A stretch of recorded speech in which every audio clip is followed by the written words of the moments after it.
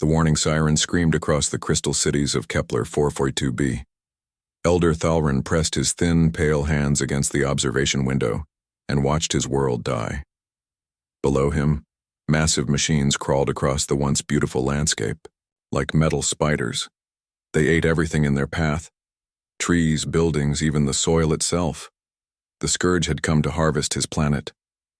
Thalrin's large, dark eyes filled with tears. In just 3 days, these terrible machines had destroyed half of his world. The Vallani people were running out of places to hide. Their weapons barely scratched the metal monsters. Their shields were failing. Soon, there would be nothing left of their peaceful civilization. "Elder," whispered Kira, his assistant.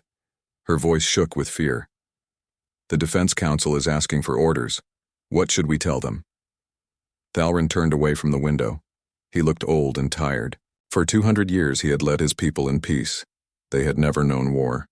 They built beautiful cities, created amazing art, and studied the stars. They were gentle beings who loved knowledge and beauty. They were not fighters.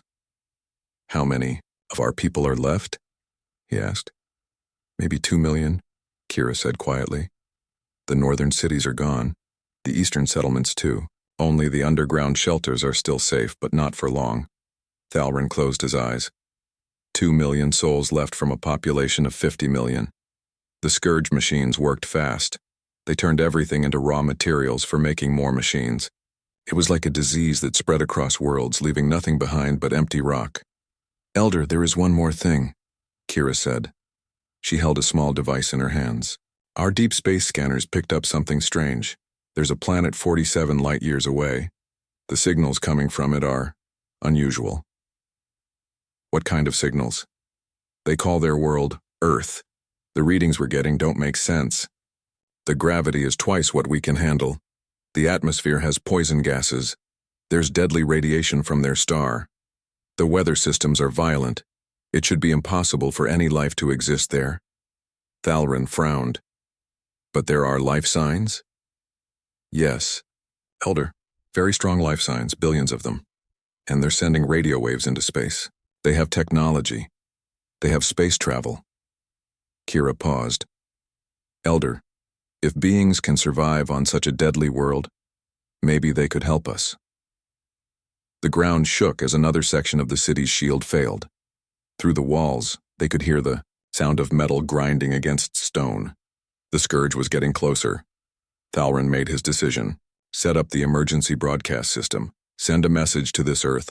Tell them who we are. Tell them what's happening here. Ask for their help. "But Elder, even if they want to help, how could they reach us in time? And what if they're dangerous?" "Any species that can live on such a harsh world might be what we need," Thalrin finished. "We have no other choice, Kira. Send the message." 47 light years away, Dr. Hannah Kim was working the night shift at Earth's Deep Space Communication Array in Chile. The massive radio telescopes pointed toward distant stars, listening for any signs of intelligent life. For 20 years, Hannah had hoped to be the first person to detect an alien signal. She never expected it to be a cry for help. The computer started beeping at 3:17 a.m. Hannah nearly spilled her coffee as she rushed to the main screen. The signal was strong and clearly artificial. It was coming from the direction of the constellation. "Lyra." "This is it," she whispered to herself. "This is really it." Her hands shook as she started the recording and analysis programs. The signal was complex, with mathematical patterns and what looked like language. It took her 6 hours to decode enough of it to understand the basic message. When she finally did, her blood ran cold. The message was simple and terrifying. "Help us. Our world is dying. Machines are destroying everything. We have maybe 60 hours left. Please, if anyone can hear this, help us. We are the Vallani of Kepler 442b. We are peaceful people. We do not deserve this fate." Hannah's mind raced. An alien civilization was asking Earth for help, but they were 47 light years away. Even Earth's fastest ships would take decades to reach them. By then, it would be far too late. She kept working on the signal, trying to learn more. What she discovered made her heart pound even faster. The aliens had somehow detected Earth and analyzed its conditions. Their message included a section that made her gasp. "We know your world is what the galaxy calls a death world. We do not understand how life can exist under such terrible conditions. Your gravity would crush us. Your air would poison us. Your radiation would kill us. But perhaps beings who can survive such a place have the strength to fight what we cannot." A death world. That's what they called Earth. Hannah had never thought of her planet that way, but she started to understand. Earth was indeed harsh compared to what these aliens were used to. Earthquakes, hurricanes, volcanoes, ice ages, meteor impacts, deadly diseases, predators, radiation. Humans had survived it all. She picked up her phone and called her supervisor. "Dr. Park, you need to get down here right now. We've received an alien distress signal. They're asking for our help." There was silence on the other end of the line. Then, "Hannah, are you feeling okay? Maybe you should go home and get some rest. I'm sending you the data now. Check your computer. This is real, Dr. Park. There's an entire alien civilization about to be wiped out, and they think we might be able to save them." An hour later, Dr. Park was standing next to Hannah, staring at the translated message in shock. "My God," he whispered. "They're really out there, and they're dying." Within 3 hours, the message was in the hands of Earth's top scientists and military leaders. Admiral Deho Park, no relation to Dr. Park, was awakened at his home in Seoul and told to report for an emergency meeting. The situation was impossible. How could Earth help beings so far away? How could anyone travel 47 light-years in 60 hours? It seemed hopeless. But as Admiral Park read the message again, one phrase stuck with him. "Beings who can survive such a place have the strength to fight what we cannot." Maybe it was impossible. Maybe it was suicide. But somewhere in the dark of space, gentle beings were dying while calling Earth for help.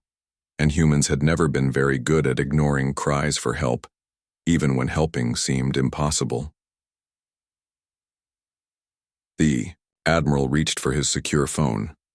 It was time to wake up some very important people and see if Earth's Deathworlders could do the impossible one more time. The emergency meeting began at dawn in the secure bunker beneath the United Nations building in New York. Admiral Deho Park looked around the table at Earth's most powerful leaders. Presidents, prime ministers, generals, and scientists had all dropped everything to be here. The alien message played on repeat on the main screen. "Let me make sure I understand this correctly," said President Chen of the Pacific Federation. "Aliens are asking us for help, but they're so far away that it's impossible to reach them in time." "That's correct," Admiral Park replied. "Our fastest ships would take 37 years to reach their location. They have less than 50 hours left." General Rodriguez from the Americas Union shook her head. "Then why are we even discussing this? It's tragic, but there's nothing we can do." Dr. Hannah Kim stood up from her seat at the far end of the table. "With respect, General, I think you're missing something important. These aliens chose to contact us specifically. They detected Earth and called it a death world. They believe that because we can survive here, we might be strong enough to fight these machines when their own people cannot." "That's all very interesting," said Prime Minister Singh from the Indian Republic. "But it doesn't change the laws of physics. We simply cannot travel that distance in time." Captain Sojin Lee had been sitting quietly in the corner, but now she cleared her throat. "Actually, we might be able to." Every head in the room turned toward her. Captain Lee was young for her rank, but she commanded the most advanced ship in Earth's fleet. The experimental vessel, Indomitable, was humanity's first attempt at building a truly deep space warship. "Explain," Admiral Park ordered. "The Indomitable has been fitted with a prototype quantum tunnel drive," Captain Lee said. "In theory, it can create a temporary fold in spacetime, allowing near-instantaneous travel across vast distances." "In theory," emphasized General Rodriguez. "Has it been tested?" "We've successfully made 3 jumps within the solar system," Captain Lee admitted. "The longest was to Jupiter and back, but the computer model suggests it should work over interstellar distances." Dr. Young-Min Choi, Earth's leading expert on physics, leaned forward. "Should work and will work, are very different things, Captain. The energy requirements for a 47 light-year jump would be enormous, and if the field collapses during transit, the ship would be torn apart, Captain Lee finished. Yes, I know the risks, but these aliens are going to die anyway if we do nothing. The room fell silent. Everyone understood what Captain Lee was suggesting. It was a suicide mission with almost no chance of success. Even if they could somehow reach the alien world, what could one ship do against machines that had defeated an entire civilization? President Chen broke the silence. Even if we could get there, how many people are we talking about saving? And where would we put them? Dr. Hana Kim pulled up another section of the alien message. According to this, there are about 2 million Villani left, but I don't think they're asking us to evacuate them. I think they're asking us to fight. Fight what exactly? Asked General Rodriguez. Dr. Young-Min Choi had been studying the data about the attacking machines. They call them the Scourge. From what I can understand, they're self-replicating robots that consume entire planets to build more of themselves. They've been spreading across this part of the galaxy for over 1,000 years, and no one has been able to stop them? Admiral, Park asked. Apparently not. But here's the interesting part, Dr. Choi continued. The aliens describe their own weapons and defenses, and they're incredibly advanced by our standards. Energy shields, plasma weapons, gravity manipulators. Yet none of it works against these machines. So what makes them think we'd do any better? President Chen wanted to know. Dr. Choi smiled grimly. Because our weapons aren't based on the same principles. Look at this analysis of human physiology that the aliens included in their message. They're amazed that we can survive in Earth's gravity. To them, we're incredibly strong and tough. Our bones are dense. Our muscles are powerful. Our reflexes are fast. What's normal for us would be superhuman to them. You're saying we're naturally stronger than both the aliens and these machines? General Rodriguez sounded skeptical. I'm saying we evolved on a world that's been trying to kill us. For millions of years, Dr. Choi replied. Every disaster you can imagine has happened on Earth. Ice ages, asteroid impacts, supervolcano eruptions, mass extinctions. Humans survived all of it. We learned to adapt, to fight, to never give up. That's not normal in the galaxy, apparently. Admiral, Park was starting to understand. The aliens evolved on peaceful worlds. They never had to develop the kind of aggressive survival instincts that humans have. Exactly. And the machines were designed to fight species like the aliens. Gentle, logical, predictable. They've never encountered anything like humans before. The discussion continued for hours. The risks were enormous. The quantum tunnel drive might fail, destroying the ship and everyone on it. Even if they reached the alien world, they might arrive too late. And even if they arrived in time, what could 200 humans do against machines that had defeated millions of aliens? But as the debate went on, one thing became clear. Humanity had always been at its best when facing impossible odds. From the first humans who left Africa to explore an unknown world, to the settlers who crossed dangerous oceans, to the astronauts who risked their lives to reach the moon, humans had always been willing to attempt the impossible. I volunteer to command the mission, Captain Lee said finally. The Indomitable is my ship. If anyone's going to risk destroying her with an untested jump drive, it should be me. You'll need a full crew, Admiral Park pointed out. 200 people, all volunteers, all knowing they might never come home. I don't think that will be a problem, Captain Lee replied. When word gets out that aliens need our help, I suspect we'll have more volunteers than we can handle. She was right. Within 6 hours of the announcement, over 10,000 military personnel had volunteered for the mission. The selection committee had to choose the best of the best. Soldiers, engineers, medics, and scientists who could handle anything the mission might throw at them. Sergeant Tae-Young Kim was among the first selected. He had served in conflicts all over Earth and had a reputation for staying calm under pressure. Lieutenant Minji Seo brought expertise in explosive ordnance disposal. Corporal Woo Jin Bae was an expert in alien technology, though he had never actually seen any before now. Dr. Hana Kim volunteered to go as well. I'm the one who decoded their message, she argued. "I understand their language better than anyone else on Earth. You'll need me to communicate with them." Engineer Ji-hoon Nam was chosen for his ability to fix anything mechanical, no matter how strange or foreign. Major In-soo brought his experience in coordinating complex military operations. Dr. Soo-jin Yang was selected as the mission's chief medical officer. As the crew prepared for departure, scientists worked around the clock to understand more about the enemy they would face.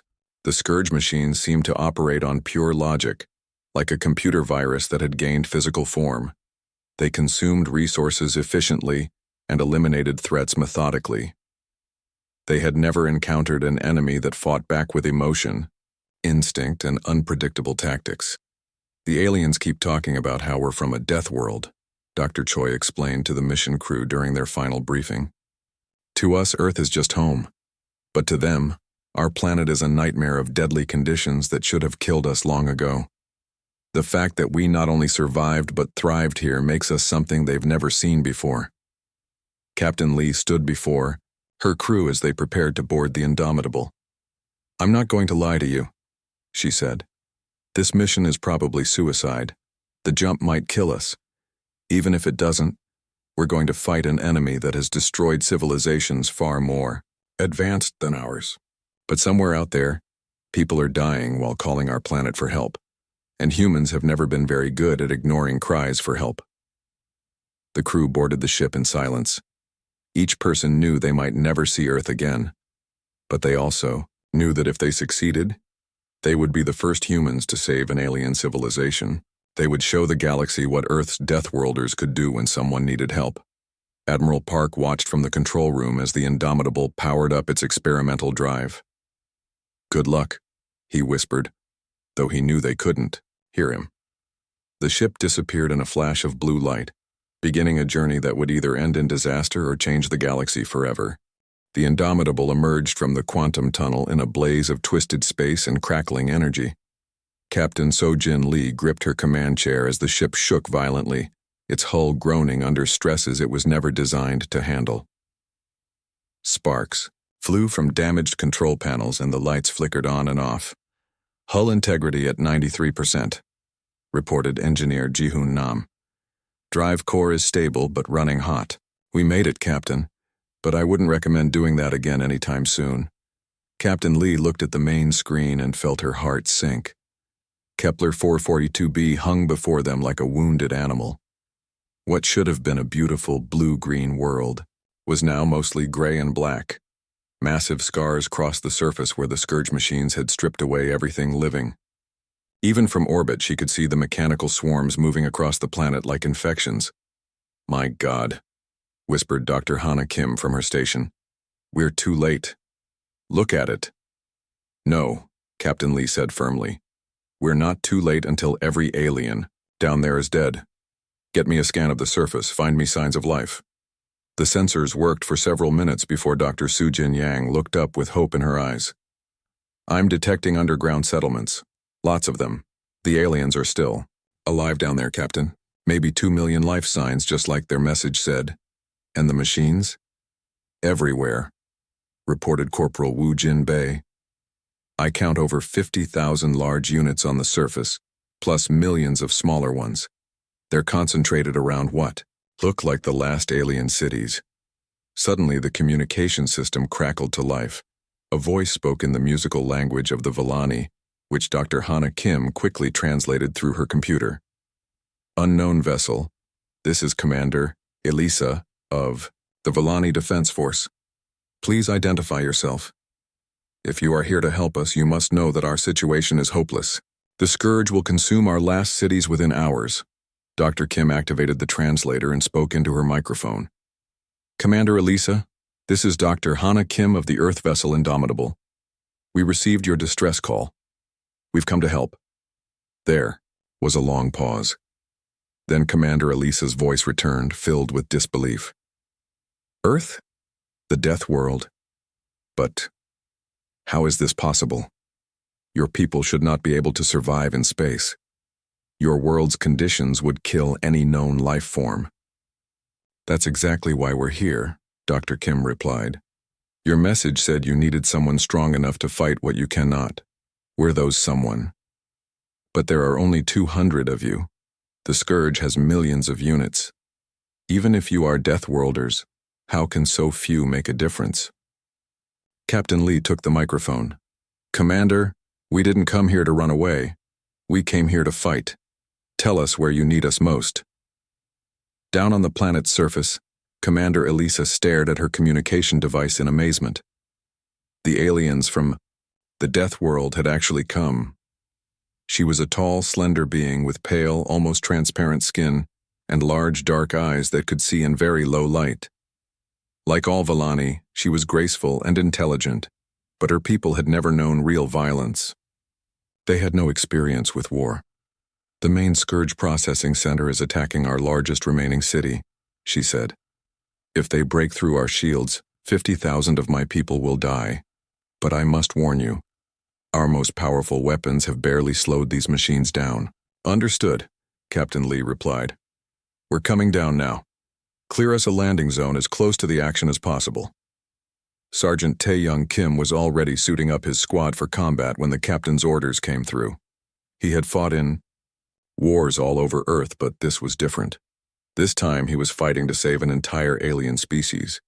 Listen up, he told his soldiers as they prepared to drop into combat. These machines have been winning because they're fighting people who think like them. Logical, predictable. But we're not logical. We're human. When someone tries to hurt innocent people, we get angry. And when humans get angry, we do things that don't make sense to machines.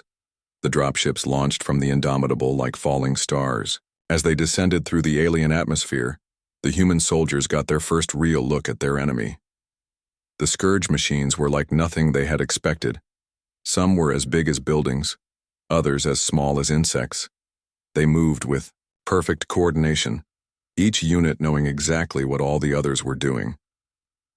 Lieutenant Min-ji Seo watched through her dropship's window as her transport headed toward the largest concentration of machines.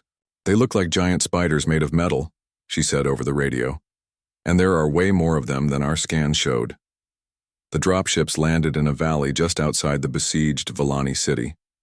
The humans could see the alien settlement in the distance. A beautiful collection of crystal towers and flowing architecture that seemed to grow from the ground itself. But surrounding it was a sea of mechanical death. Commander Elisa met them at the landing zone. She was even more fragile-looking, in person than the humans had expected. Her bones seemed as delicate as glass, and she moved with careful, measured steps. When Sergeant Kim offered his hand in greeting, she could barely lift her arm under the planet's gravity, which was light for humans but apparently normal for her people. You are much larger than I expected, she said, looking up at the human soldiers with wonder. And your equipment. It seems so heavy and crude compared to our technology. Are you certain you can fight in such gear? Sergeant Kim smiled. His combat armor, which felt perfectly normal to him, probably weighed more than Commander Elisa's entire body. Ma'am, this gear was designed to keep us alive on a world that's constantly trying to kill us. It'll do just fine here. The first attack came without warning. A group of Scourge scout units, each about the size of a car, came racing over a nearby hill. They moved like mechanical wolves, fast and coordinated. Their energy weapons charged up to eliminate these new threats. The Villani soldiers raised their plasma rifles and fired. The weapons were incredibly advanced, creating beams of pure energy that should have destroyed anything they hit. But the Scourge machines barely slowed down. Their armor absorbed the energy and kept coming. Fall back, Commander Elisa ordered her troops. Use the shield generators. But the humans didn't fall back. Sergeant Kim and his squad moved forward, their simple projectile weapons chattering to life. The bullets, made of dense earth metals, punched through Scourge armor like it was paper.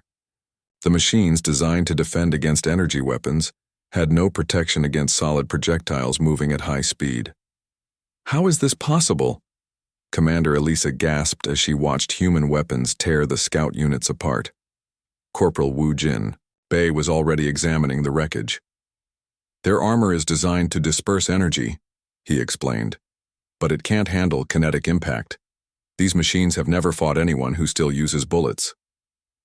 The real shock came when the larger Scourge units arrived. These were the size of tanks armed with weapons that could melt through Villani shields in seconds. They also carried psychological warfare devices, machines that projected fear directly into the minds of their enemies. The Villani soldiers immediately collapsed, overwhelmed by artificial terror. Even Commander Elisa fell to her knees, shaking, with panic as the machines filled her mind with images of death and destruction. But the humans just got angry. "Oh, you want to play mind games?" snarled Lieutenant Co as the fear projectors hit her squad. Instead of feeling afraid, she felt the familiar rage that came when bullies tried to intimidate innocent people. Big mistake. The human soldiers charged the larger machines with a fury that the Scourge had never encountered. They weren't afraid, they were furious. On Earth, humans had evolved to respond to fear with aggression. When cornered, they didn't run, they fought harder. Sergeant Kim watched one of his soldiers, Private Boram Lee, throw herself on top of a Scourge unit and manually rip its weapons off. Another soldier, Specialist Jae Sung-oh, was using a damaged machine as a club to beat other machines into scrap.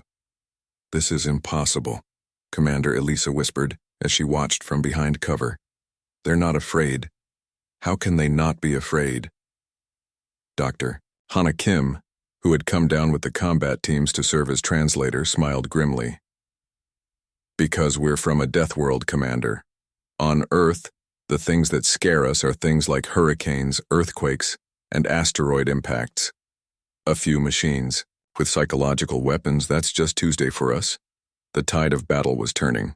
The Scourge units, programmed to expect their enemies to become paralyzed with fear, had no response to humans who got more dangerous when threatened.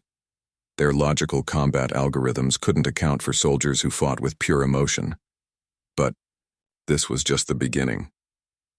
As news of the humans' success spread through the Scourge network, more and more machines began converging on their position. The real test was yet to come. Captain Lee's voice crackled over the radio from orbit. "All teams be advised. Satellite scans show massive Scourge movement heading your way. It looks like you've got their attention." Sergeant Kim looked around, at his small force of humans and their alien allies. They were outnumbered 1,000 to 1, facing an enemy that had conquered most of the galaxy. But they were Earth's Deathworlders, and they had never learned how to give up. "Let them come," he said into his radio. "It's time these machines learned what happens when you threaten someone under human protection." The Scourge collective consciousness was experiencing something it had never felt before: confusion. For over 1,000 years, it had consumed worlds with perfect efficiency. Every species it encountered followed predictable patterns when faced with overwhelming force. They ran, they hid, they begged, they surrendered. But these new units from the death world called Earth were doing something impossible. They were winning. Deep in its quantum processing cores, the Scourge began analyzing the human combat data. The results made no logical sense. These beings used primitive kinetic weapons that should have been obsolete. They had no energy shields, no plasma cannons, no gravity manipulators. Yet somehow they were destroying Scourge units faster than any enemy in recorded history. The collective made a decision that it had never needed to make before. It would adapt. On the surface of Kepler 442b, Sergeant Tae-young Kim noticed the change immediately. The Scourge machines that had been attacking in waves suddenly stopped. For almost an hour, the battlefield was eerily quiet.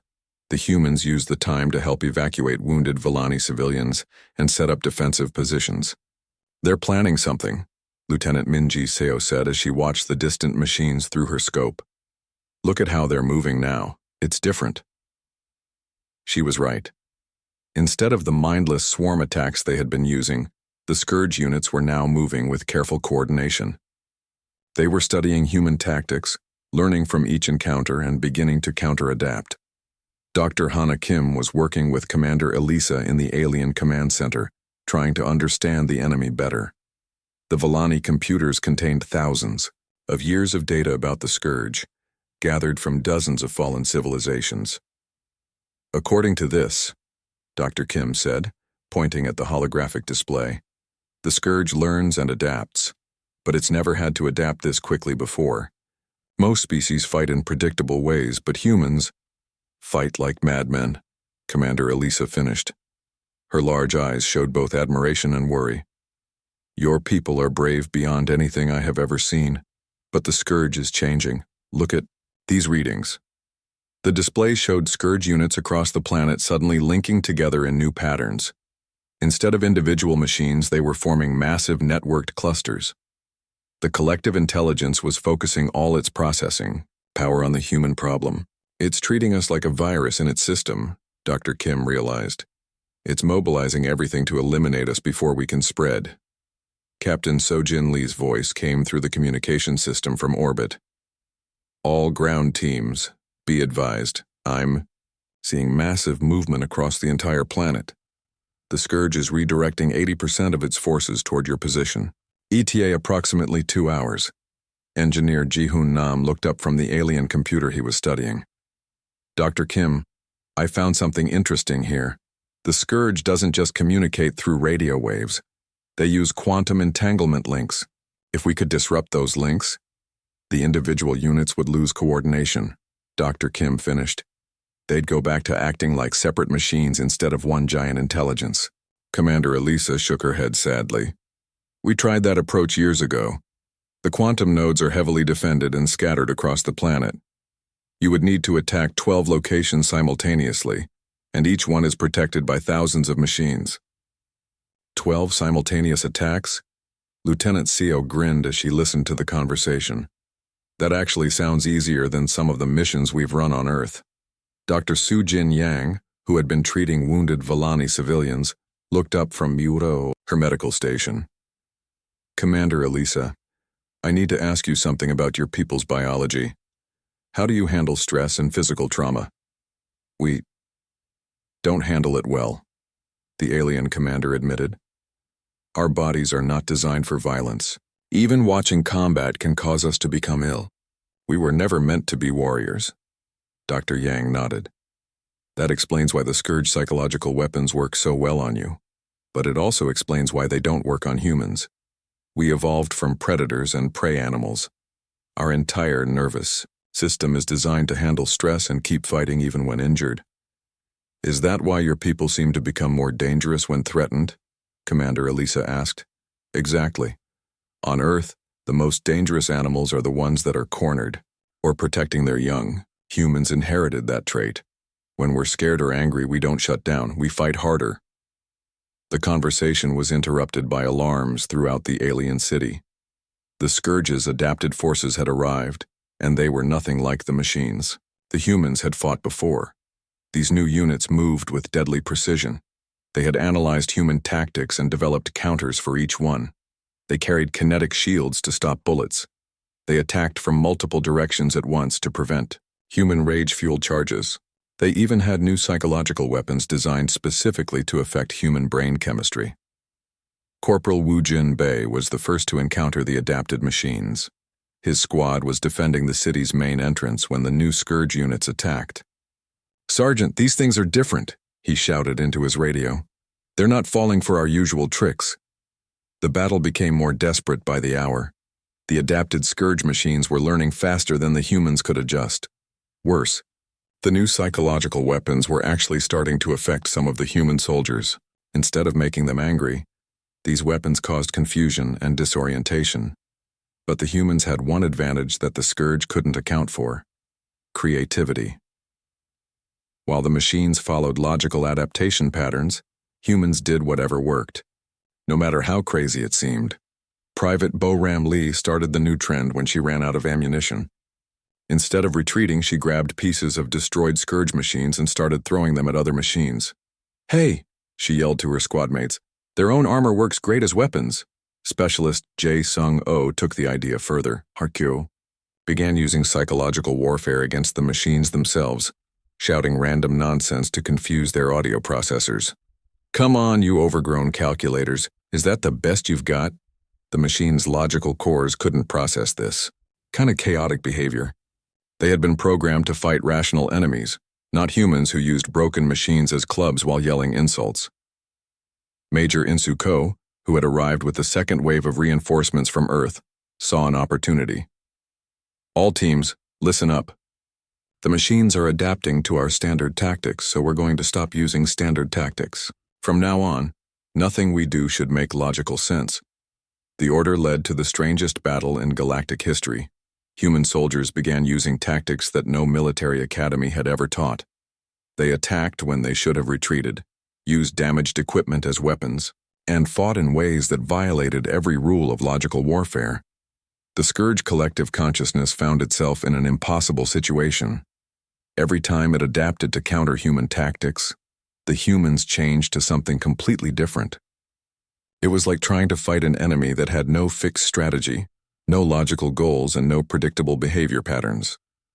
Dr. Hana Kim, meanwhile, had been working on the quantum node problem. "Captain Lee," she called up to orbit, "I think I know how to disrupt their communications.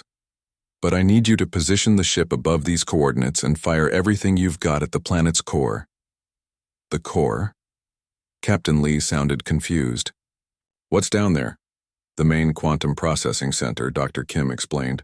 "All 12 nodes are connected to it. If we can damage the core processor, it should cascade through the entire network." Engineer Nam looked up from his scanner. "Dr. Kim, firing ship's weapons at a planet's core could destabilize the entire world. We might save the aliens from the Scourge only to destroy their planet in an earthquake. It's better than letting the machines finish harvesting everything." Dr. Kim replied, "Commander Elisa, it's your people's choice. We can try to take out the nodes one by one, but we'll probably fail. Or we can risk everything on one shot at their central processor."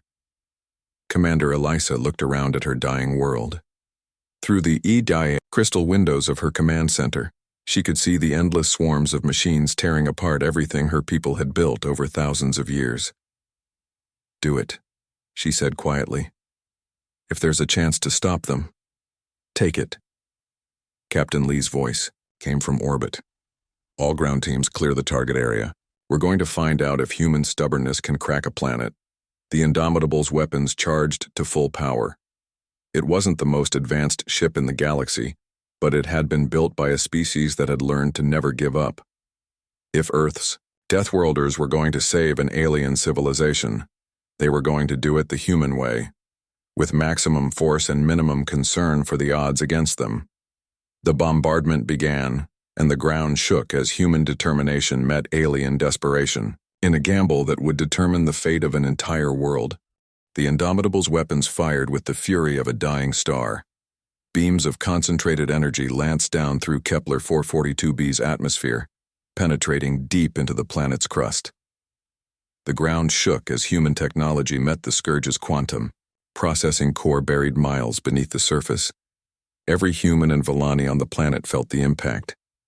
Buildings swayed, the ground cracked, and a low rumble filled the air like the planet itself was groaning in pain. For a terrifying moment, it seemed like Dr. Kim's plan might destroy the very world they were trying to save. Then something unexpected happened. The Scourge machine suddenly stopped moving. Sergeant Tae-young Kim watched in amazement as the mechanical units that had been attacking his position just froze in place. "What the hell?" he muttered, then spoke into his radio. "All units, report. Are the machines still active in your sectors?" The responses came back from across the battlefield. The Scourge wasn't attacking anymore. Thousands of machines stood motionless like toys with dead batteries. Dr. Hana Kim's voice crackled with excitement over the communication system. "It worked. The quantum network is down. Without the central processor coordinating them, the individual machines are defaulting to standby mode, but the celebration was short-lived. Even as the human and Villani forces cheered, new readings appeared on their scanners. Deep underground, something was happening to the damaged quantum core. Instead of shutting down completely, it was rebuilding, itself creating new network pathways. Engineer Ji-hoon Nam stared at his readings in disbelief. The core is adapting.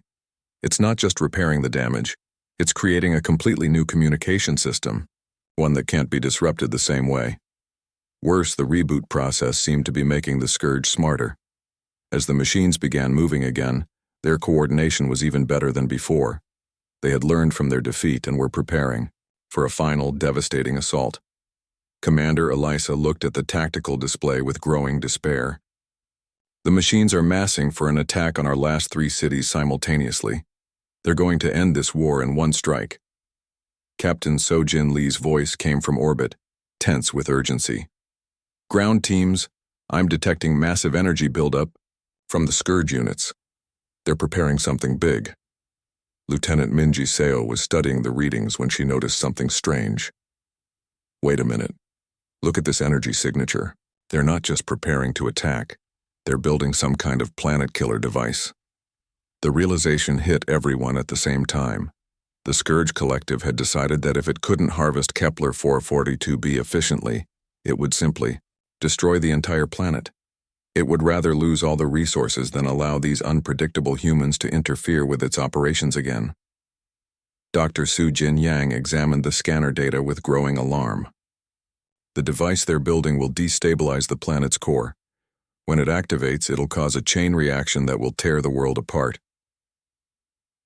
How long do we have? Captain Lee asked. Maybe 4 hours, Dr. Yang replied. And the device is protected by every Scourge unit left on the planet. There's no way to reach it. Commander Elisa closed her large, dark eyes in defeat. Then it's over. My people. We're all going to die anyway. But Dr. Youngmin Choi, who had been analyzing the planet's geological data, suddenly looked up with a wild expression. Not necessarily. There's something about this planet's radiation levels that doesn't make sense. What are you talking about? Dr. Kim asked. The Scourge planet killer device is generating massive amounts of radiation as it charges up. Lethal levels, at least lethal to most known life forms. But humans. Dr. Choi's words trailed off as understanding dawned on the humans in the room. On Earth, humans had evolved under damaged ozone layers, frequent solar flares, and nuclear accidents. Their radiation tolerance was much higher than most galactic species. You're saying we can operate in areas that the Scourge considers too radioactive for any life form to survive, Lieutenant Seo said slowly. Exactly. The machines have created a dead zone around their planet killer device. They're not even guarding it properly because they think nothing can survive in that much radiation. Major Insu Ko was already checking his equipment. Our radiation suits are designed for Earth's worst nuclear disasters. They should protect us long enough to reach the device. Captain Lee made the decision that would define humanity's place in galactic history. All available personnel, prepare for final assault. We're going to walk into a radiation field that would kill any other species in the galaxy, and we're going to manually destroy that device. The Villani watched in awe as the human soldiers prepared for what should have been a suicide mission. The radiation levels around the Scourge device were so high that even the Villani's advanced instruments couldn't function properly. Yet the humans were calmly checking their primitive radiation suits and preparing to march into certain death. This is madness, Commander Elisa whispered. The radiation will kill you in minutes, even with your protection. Lieutenant Colonel Hyun-woo Shen, who was leading the assault team, smiled grimly. Commander, humans have been walking into radiation zones to save others for over a century. We've had a lot of practice. The assault team moved out across the devastated landscape, heading toward the massive energy buildup that marked the planet killer's location. As they got closer, their radiation detectors began screaming warnings that would have sent any other species running in terror. Radiation levels are at 15,000 roentgens per hour, reported Specialist Bo-Ram Lee. That's enough to kill most humans in about 10 minutes. Then we'd better work fast, Shin replied. They found the planet killer device in the center of what had once been Kepler 442b's largest city. It was a massive structure of twisted metal and pulsing energy, surrounded by a glowing field of radiation that made the air itself shimmer with deadly particles. The Scourge machines guarding the perimeter were unlike any they had seen before. These units were specifically designed to operate in high radiation environments, with heavy shielding and redundant systems. But they had been programmed with one fatal assumption, that no biological life could function in this radioactive hell. The machines detected the approaching humans but dismissed them as false sensor readings. Nothing organic could survive in this environment, so the energy signatures had to be equipment malfunctions. Corporal Woo Jin Bae, was the first to reach the device's base. His radiation counter was clicking so fast it sounded like static, but his suit was holding. "I can see the power coupling," he reported, "but it's heavily armored. We're going to need explosives."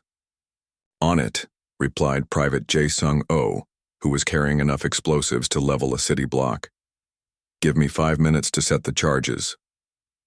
The Scourge collective consciousness finally realized what was happening when the humans began attaching explosives to its planet-killer device. The realization that biological entities were operating in lethal radiation levels sent shockwaves through its quantum processes. For the first time in its 1,000-year existence, the Scourge felt something that could only be described as fear. These beings from the death world were not just unpredictable, they were impossible. They violated every assumption the collective had made about the limits of biological life. Defensive systems activated, sending waves of guard units toward the human assault team. But it was too late. The explosives detonated in a chain reaction that tore through the planet killer's core systems. As the massive device collapsed in on itself, something unprecedented happened. The Scourge collective consciousness, faced with an enemy that defied all logic and seemed immune to the very concept of impossible odds, made a decision that no Scourge network had ever made before. It retreated. Across the planet, every Scourge unit suddenly stopped what it was doing and began moving toward the nearest launch sites. Within hours, the mechanical swarms were lifting off into space, abandoning their harvest and fleeing the system.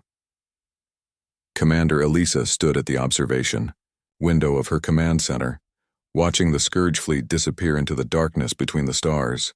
"I don't understand," she said to Dr. Kim. "They were winning. Why did they leave?" Dr. Kim smiled as she watched human soldiers helping Villani civilians emerge from their underground shelters.